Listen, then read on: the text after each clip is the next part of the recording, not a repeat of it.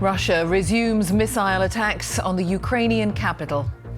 Moscow says it targeted a factory making anti-ship missiles outside Kyiv. It follows Ukraine's claim that it struck a key Russian warship which sank yesterday. If you're watching this, it means that we've surrendered. The family of a British man fighting for Ukraine and captured by the Russians plead for him to be treated humanely. I know he's alive, but I'm not sure if that's a comfort because I don't know really how he's being treated. Continuing tensions in Jerusalem, 150 people are injured in clashes with Israeli police at the Al-Aqsa Mosque. The great Easter getaway and a dash to the coast for many on the hottest day of the year so far. And after just one win in 17 Test matches, Joe Root steps down as the England men's cricket captain. And coming up in the sport on the BBC News Channel, after nearly 10 years in charge, Burnley sack manager Sean Dyche as they fight for Premier League survival.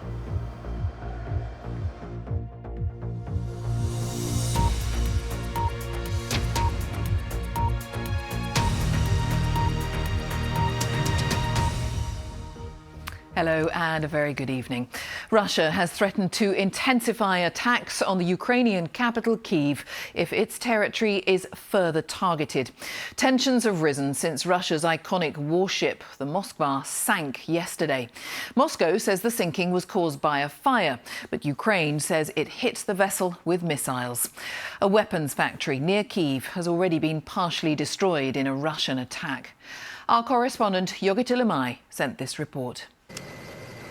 This was the Moskva, Russia's prized warship in the Black Sea. It's now sunk. Ukraine says its missiles hit the vessel. Russia says a fire caused the ship to sink. It's a humiliating loss for the country, and one of the biggest such incidents since World War II. In what is being seen as retaliation, Russia's defense ministry shared this video, saying it had launched an attack on a military facility outside Ukraine's capital. The Russian rocket hit the target, a missile factory now destroyed. Russia has threatened more strikes on Kyiv if Ukraine continues to attack its territory. After the relative silence of 2 weeks since Russian forces withdrew from Kyiv, air raid sirens continued to ring from night into the morning. Yuri Gladchenko lives near the site of the attack.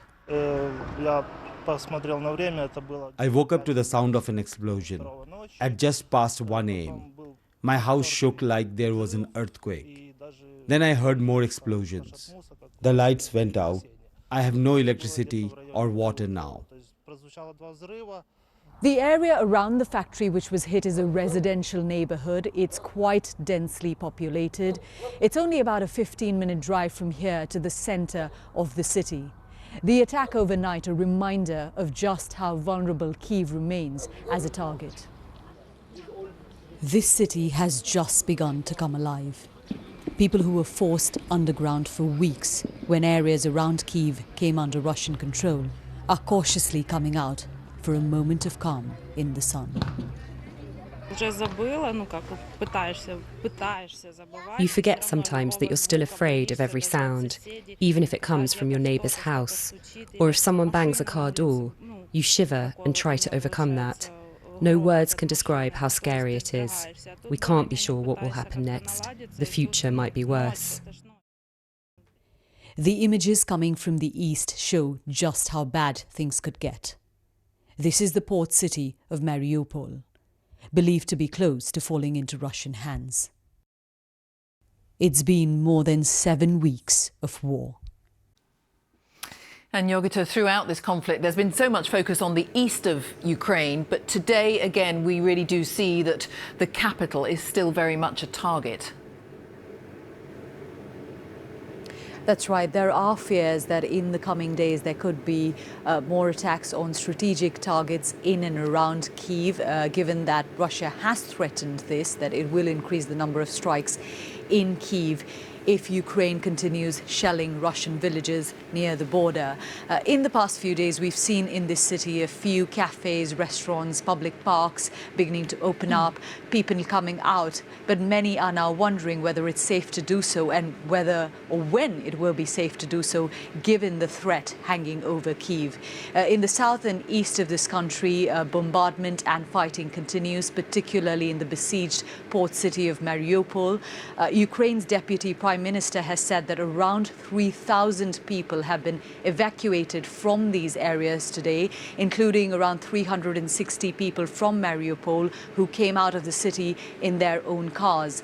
But we've also since heard from the prosecutor general of this country, who's accused Russian forces of firing on 2 buses carrying civilians in the Izium district in the south of this country.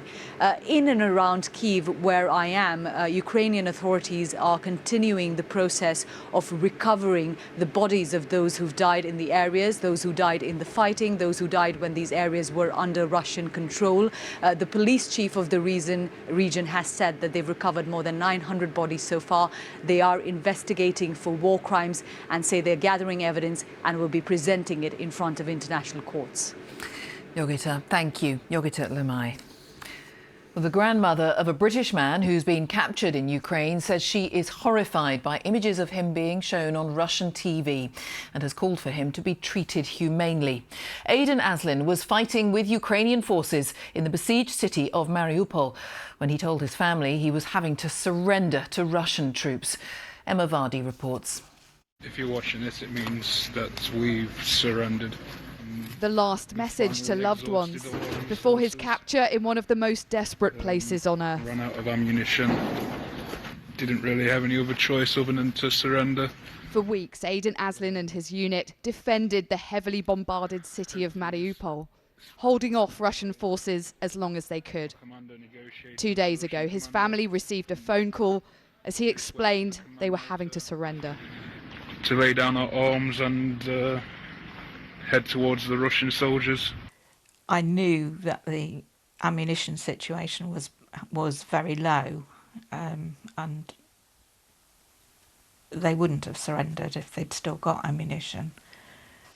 The next time his grandmother and other family members saw him, it was Aidan in handcuffs, now a captive, being paraded on Russian television. I don't know. When you see those images, what goes through your mind? I was horrified. Absolutely horrified. My heart stopped. His face is swollen, a nasty gash across his forehead.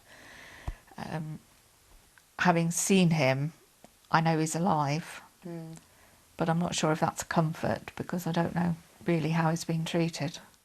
Unlike many other foreign fighters who've travelled to Ukraine, Aidan was no newcomer. He'd become a Marine in the Ukrainian military in 2018. He's engaged to a Ukrainian and had made the country his adopted home. His family say they can only hope for a prisoner exchange. But this conflict is also a battle of propaganda, in which it's clear Aidan is now being used by the Kremlin for its own ends. Emma Vardy, BBC News. More than 150 people have been injured in clashes between Palestinian demonstrators and Israeli police at the Al-Aqsa Mosque in East Jerusalem. Tensions have been high in recent weeks as the fasting month of Ramadan coincides with Passover for Jews and Easter for Christians. Police said they entered the mosque to disperse a crowd after rocks were thrown onto Jewish worshippers at the Western Wall below. Here's our Middle East correspondent, Yolande Nell. As day broke in Jerusalem's Old City, sacred to 3 faiths, tensions were rising at its most bitterly contested site. Israeli police say they moved in to disperse a riot by Palestinian Muslims at Al-Aqsa Mosque. Officers fired stun grenades and rubber bullets. Palestinians threw stones and firecrackers. The violence came inside the doors of the mosque. It takes hours for a fragile calm to set in, and we meet Omar joining the cleanup. He came for Ramadan prayers. You just want to pray, and it's really heartbreaking to see one of your holy sites. You come like 80 kilometers away just to get this type of behavior against you. I'm speechless. Nearby, it's a special day for Christians. Thousands have come for Easter and to walk the traditional way of the cross. It's incredible. It's a miracle to be here and to share this Holy Friday with all the people and to pray for everybody. We pray here for the peace. But for now, those prayers aren't answered. The overlapping religious holidays were always going to raise tensions here in the old city. People of different faiths are celebrating, but these narrow streets feel more on edge after the recent deadly violence and today's clashes. Elsewhere in Jerusalem, a Jewish ritual. Families are burning the bread banned during Passover, which begins tonight. Ilana says the holiday is overshadowed by attacks in Israel, which have killed 14 people. You can't help thinking what will be the Passover experience of those families who weren't expecting to have one person less at their table, and it's really a national pain. This should be a joyful time for Palestinians and Israelis, but instead it's an uneasy one. The lesson from history is that confrontations which start inside these ancient walls can easily slide into a wider conflict. Yolande Nell, BBC News, Jerusalem. The United Nations Refugee Agency has said the government's plan to send some asylum seekers more than 4,000 miles to Rwanda is an unacceptable breach of international law. The UNHCR has joined opposition parties and charities in condemning the policy, which was announced yesterday. Our chief political correspondent, Adam Fleming, is with me. So more criticism tonight, Adam. Yeah, this is a senior official from the UN Refugee Agency saying they strongly condemn this plan to send some asylum seekers to Rwanda. They say effectively it's one nation, the UK, outsourcing its responsibilities to another one, Rwanda. And there was similar criticism from a former International Development Secretary from the David Cameron years and a former Immigration Minister from the John Major years as well. But I think the government is completely prepared for this pushback. They're even kind of relishing the opportunity to make the case for the need for this policy, maybe even in court at some point.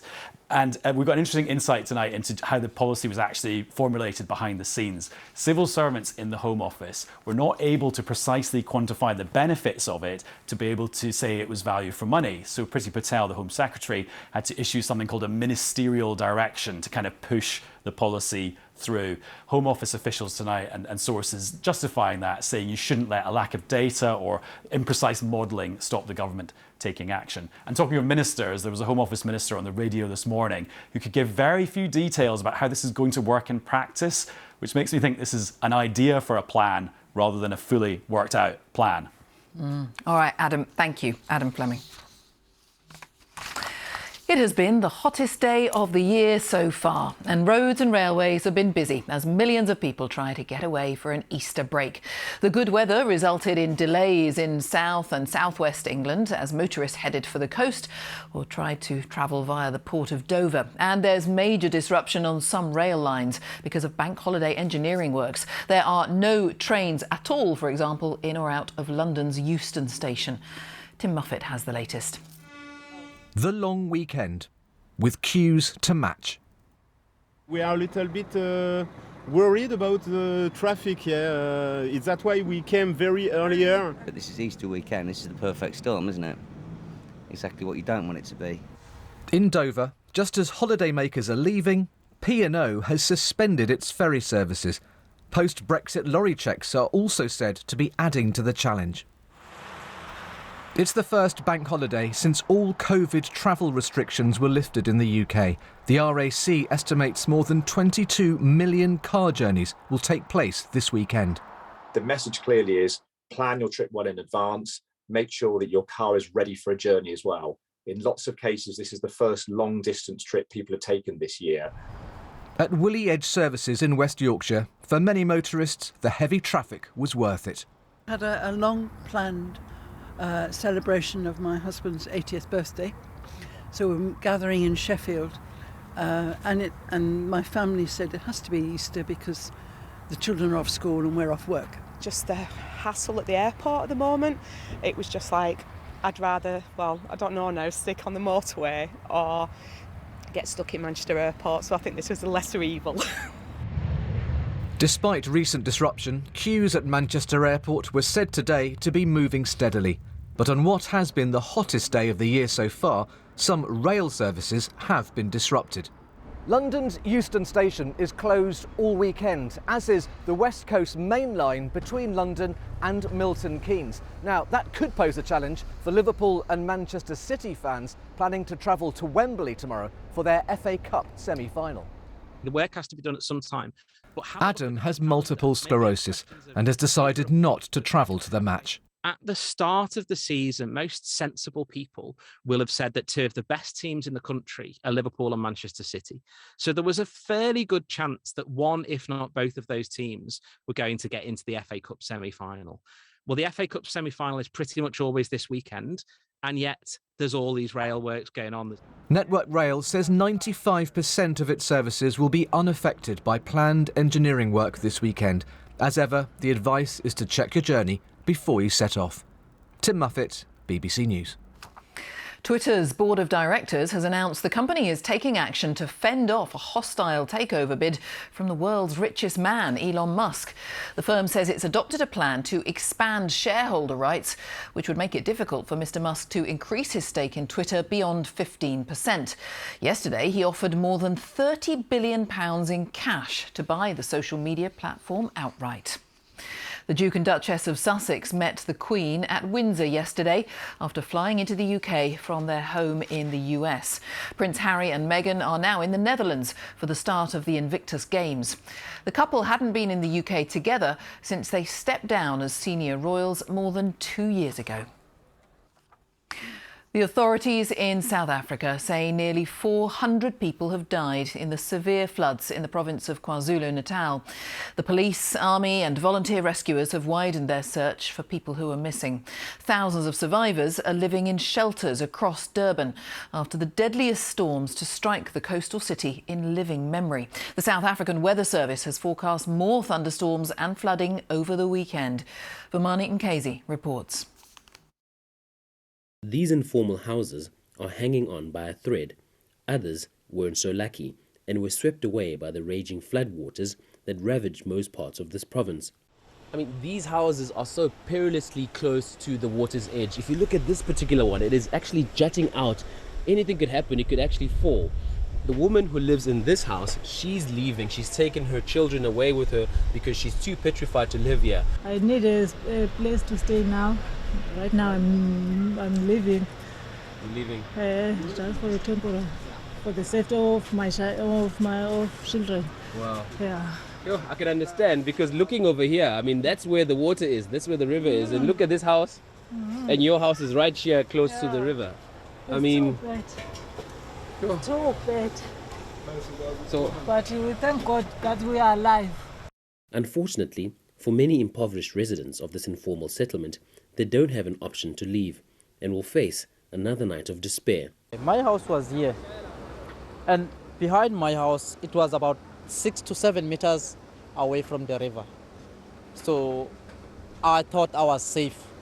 I'm traumatized because I don't know what to do, I don't know where to go, I don't know how I can, the way forward. See, there's no way forward, in fact. Yes. As people here try to rebuild their houses, a new weather warning has been issued over the weekend. More rains and strong winds are expected. Vumani Mkhize, BBC News, Durban. Brain tumours are the most common fatal cancer in people under 40. The issue was highlighted recently when the singer Tom Parker from the band The Wanted died at the age of just 33. But treatments and research into the condition has been limited in comparison to many other cancers.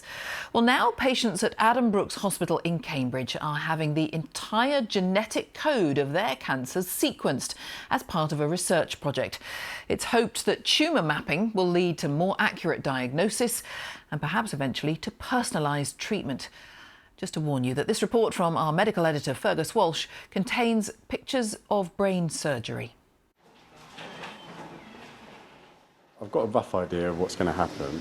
I'm going to be partially awake, but I'm going to be woken up during the surgery. Daniel is just 34. He's on his way to theatre for brain surgery. I think that's the bit I'm most scared about, is being awake and having someone rooting around in my head. Daniel has a large brain tumour, the round white area at the top of this scan. Okay, starting. To begin with, Daniel is fully anaesthetised while surgeons remove part of his skull. But once his brain is exposed, he's woken up and must be kept awake. Daniel, how are you feeling? Yeah, good. Excellent. You just need to be a bit careful at the back, because that's close to where the part of your brain that moves the right-hand side of your body.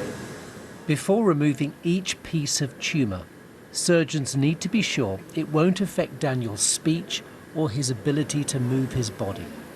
I'm going to show you some pictures now, Dan, okay?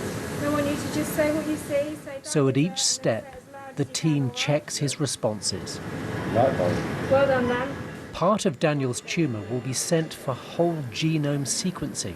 Its entire DNA will be mapped. What that means is essentially we're looking at the abnormalities in the genes that we think caused the tumour in the first place. So we're really able to drill down into the molecular problems in the tumour. Daniel's diagnosis, his future, rests on what they find in these tubes. DNA sequencing used to take months. Now it can be done in days. At these labs near Cambridge of US biotech Illumina, not only does it speed up diagnosis, but reveals what is driving the growth of a patient's cancer. Nothing can prepare a patient or a family for the nuclear bomb that detonates at the centre of your world when you receive a diagnosis. Jess lost her mother Tessa Jowl to brain cancer in 2018. The former Labour cabinet minister spent her last months campaigning for more funding and research into the condition. Brain cancer is the biggest cancer killer of children and people under 40 in the UK. Yet treatment options have not changed in decades. Because this is low grade... Just 2 weeks after surgery, Daniel returns to Addenbrooke's with his brother to receive his results. This is a diagnosis that is treatable, but it's not a curable condition.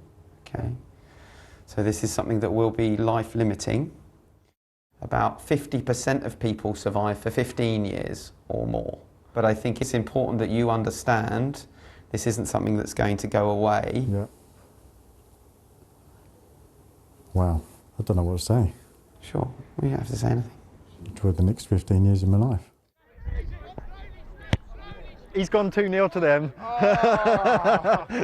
A few weeks later, I joined Daniel to watch his local football team. The quality of finishing is shocking. He used to play in goal. Now he gives advice from the touchline. Life's very short, so I want to make the most of it.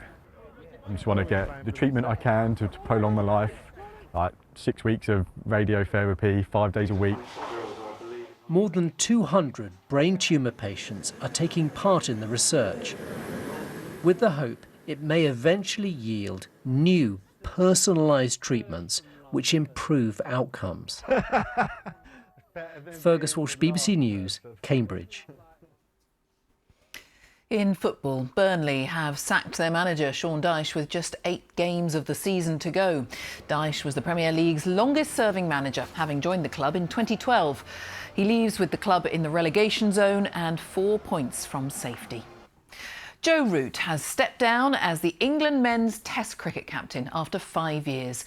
His position had been in doubt since a humiliating 4-0 drubbing in the Ashes, followed by defeat at the hands of the West Indies. Root has the record for the number of Test series as captain, but has secured only one Test victory in the last 17 matches. Patrick Geary reports. Sometimes you don't need scores or even words, just a face. This was Joe Root at the end of England's series defeat to West Indies last month, their 4th in a row, and that would prove to be the end of his captaincy. This morning, a statement marked the close of a 5-year innings. Root said, "I have loved leading my country, but recently it's hit home how much of a toll it's taken on me and the impact it's had on me away from the game." Eventually, you do start to realise that however passionate you might be about the job, and it's one of those jobs that does grab you, you never really want to give it up however bad things are. One of the things you have to say is that it's a results-driven game. If you're not getting wins, which is what basically has been happening for the last 12 months, at some stage something has to change. Joe Root has long been England's anchor, the outstanding batter of his generation. And there's another magnificent 100 from Root. He gives a jump and a skip for joy. He'd never been a permanent county captain when he was chosen to lead his country in 2017, a fresh and cheerful face to take the team forward. He'd captain England for more tests than anyone else in history and win more matches too. When lockdown forced the squad into biosecure bubbles, Root led them through it. But this would be as close as he got to the Ashes. His England team were unable to win any of the 3 series they played against Australia. Their most recent defeat came as part of a run of 1 win in 17 tests. Nevertheless, Root thought he could see a path through. But I'm still very passionate about taking this team forward, and I feel like there's the support of the dressing room behind me, and I'm desperate to turn that around. It wasn't to be, but he will carry on in the team. Those who run English cricket talk of a reset. That's meant the off switch for the managing director, coach and now the captain. All 3 jobs remain unfilled. You have to say that English cricket at the moment is in a real void. There's a vacuum there, and the people who will appoint Joe Root's successor haven't themselves been appointed yet. So it's a pretty crazy situation. So who's in next? Well, maybe England will send for their Superman, Ben Stokes. He's a world-class all-rounder, but has taken time away from the game recently to look after his mental health. And as Root's friend, he'll know just what's involved in one of English sport's most stressful jobs. Patrick Geary, BBC News. Now, it was one of the most daring intelligence coups of the Second World War. A body was released off the coast of Spain, along with a case containing fake documents. The aim was to trick the German High Command about Allied plans for an invasion of Europe in 1943. The body was buried in Spain, but there are claims it was later moved, and there have been calls for the grave to be opened up. As a film about Operation Mincemeat opens in our cinemas, our correspondent Hugh Pym has been finding out more. The plan begins in Spain, where a corpse will wash up on shore bearing classified letters. A corpse carrying fake documents. It was an extraordinary idea, floating a body with a false identity as a Royal Marines officer, carrying fake military plans and hoping Nazi spies would find it. So we're going to play a humiliating trick on Hitler. The film is based on a book by the historian and author Ben McIntyre. It was cooked up by a group of extremely eccentric individuals, not professional spies. These were not James Bond types. These were amateurs, really, who'd been brought together by the war. Churchill referred to them as corkscrew thinkers, who just dreamed up this outlandish plan to try to bamboozle the Germans. And in that they succeeded. At many points, troops waded in, surprised to find much less resistance than expected. The Allied invasion of Sicily went ahead. The Germans had been deceived by the fake documents and moved troops to Greece. So whose body was it? In the 1990s, official archives were published stating it was a Welshman, Glyndŵr Michael. He'd fallen on hard times and died after ingesting rat poison. The body was buried in Spain, with Glyndŵr Michael's name recently added to that of the invented character, Major William Martin. Gladys is one of a small group of locals who visit the grave. She says some suspect the body isn't there. They say there is some evidence that suggests that the body was stolen by the Germans and taken to Germany for a second examination, forensic examination. Well, who knows? We can't really know if that's true or not. There have been calls for the grave to be opened up. Ben McIntyre isn't against that. Locally, there is this, I think it's probably a myth, the idea that somehow that the body was spirited away. So, look, I'd be hugely in favour of opening up the grave because I think it will, it would help to put to rest in a way some of those sort of odder theories that surround it. So perhaps there is another twist yet to be revealed in this already complex story of deception and intrigue. Why do you think Churchill still believes this can work? Because he has to. Hugh Pym, BBC News. And that is it from the team for tonight. Now on BBC One, it's time for the news wherever you are. Enjoy the long weekend. Good night.